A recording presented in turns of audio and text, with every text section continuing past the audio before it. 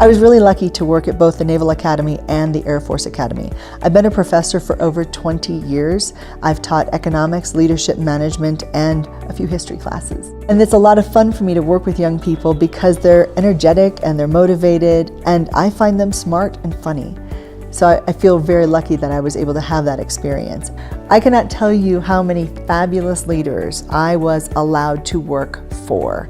These were men and women who gave me all kinds of advice. They gave me great mentorship. They gave me great leadership so that ideally I would take that leadership and be a better leader myself. And I will always be unbelievably grateful to those people for those lessons. Real leadership is tough today, and partly because our leaders are getting mixed messages.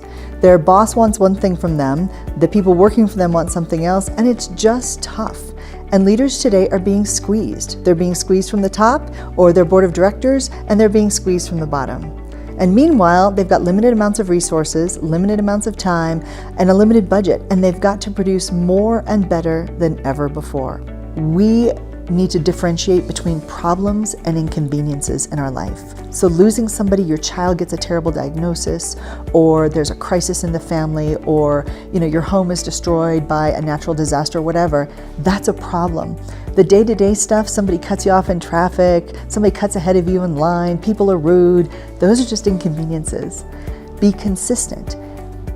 That's one of the complaints a lot of employees have about their leaders is they don't get enough good feedback, they don't know when they're doing something right or wrong, and their leaders are not consistent. In every aspect of my life, whatever job the Navy put me into, I joined the association that was closest to that job. When I was an HR director, I joined SHRM. When I was a chief of police, I joined the Chiefs of Police Association because I need to be around the people who get me in that job, and I need to learn from other people. And this is why I see associations as being so valuable. I love working with my meeting planners. My meeting planners are my partners in the event, and that's how I view the relationship.